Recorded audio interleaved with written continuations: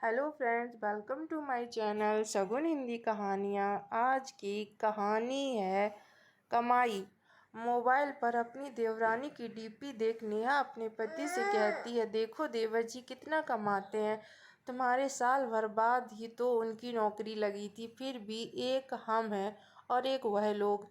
नेहा का पति पुष्पेंद्र बहुत सीधा साधा और काम से काम रखने वाला व्यक्ति था।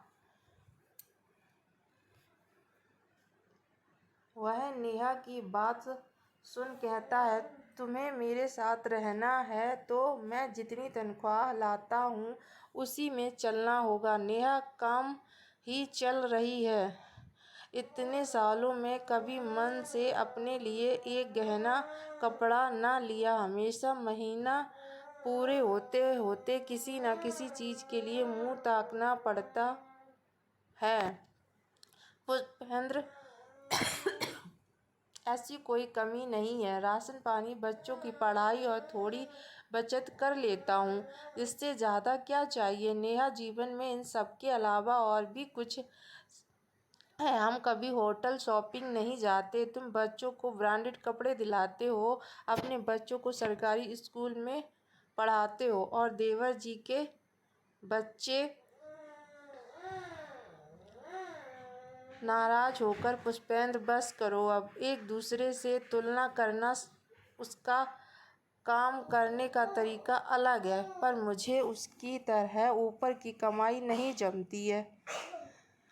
नेहा, आपके आगे तो कुछ कहना ही बेकार है। दोनों में आए दिन इसी तरह की अनबन चलती रहती और अंत में पुष्पेंद्र जोर से बोलता।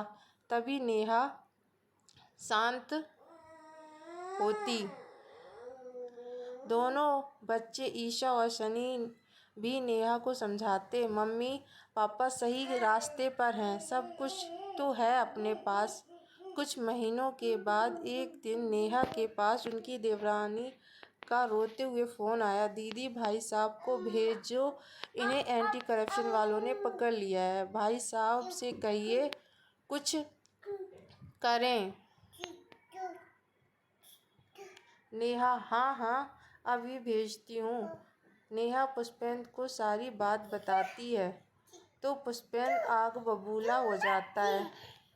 मैं जाकर क्या करूँगा, जो किया है वह तो भुगतना ही पड़ेगा। नेहा, चलिए प्लीज़, रानी रो रही थी। आप बड़े भाई हैं, आप मदद नहीं करेंगे तो कौन करेगा। पुष्पेंद्र जल्दी से कपड़े पहनकर नेहा से कहता है, चलो। दोनों रानी के घर पहुंचते। रानी का रो रो कर बुरा हाल था। बच्चे भी सहमे हुए ससक रहे थे। नेहा ने जाकर बच्चों और रानी को संभाला। पुष्पेंद्र ने सारी बात रानी से पूछी तो पता चला, ऑफिस में टेंडर पास कराने के लिए भाई सुरेश ने 1 लाख की रिश्वत ली तो एंटी करप्शन वालों ने रंगे हाथ पकड़ लिया और पुलिस कस्टडी में है। पुष्पेंद्र गुस्से में बोला, मामला गंभीर है, बहुत मुश्किल हो गई। पहले ही कहा था इस दलदल में मत पड़ो, लेकिन मेरी एक ना सुनी। अब 10 लोगों के आगे मिन्नत करनी पड़ेगी। नेताओं के हाथ जोड़ने पड़ेंगे। रानी बोली, भाई साहब कुछ भी कीजिए, पर इन्हें घर ले आइए। नेहा रानी को चुप कराती। पुष्पेंद्र वहां से निकलकर आगे की कार्रवाई के लिए ऑफिस जाता। वापस आकर पुष्पेंद्र नेहा, रानी व बच्चों को साथ लेकर अपने घर जाता। पुष्पेंद्र जी तोड़ कोशिश करते, लेकिन कोई वकील उसे नहीं बचा पाते।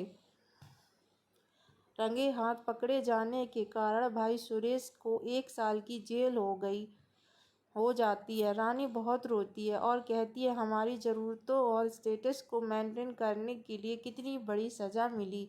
नेहा रानी को संभावना देती और सब ठीक हो जाएगा। रानी व बच्चे कुम्हाला जाते हैं। नेहा अब अपने पति की मेहनत की कमाई, महीने की तनख्वाह में से अपने देवर के परिवार का पेट भी पालती है। अब पुष्पेंद्र से कोई शिकायत न थी। देवर सुरेश के हाल पर व परिवार को देखकर उसकी आंखें खुल गईं।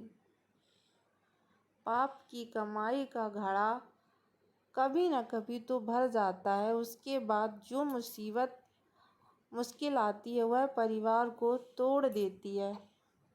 धन्यवाद दोस्तों।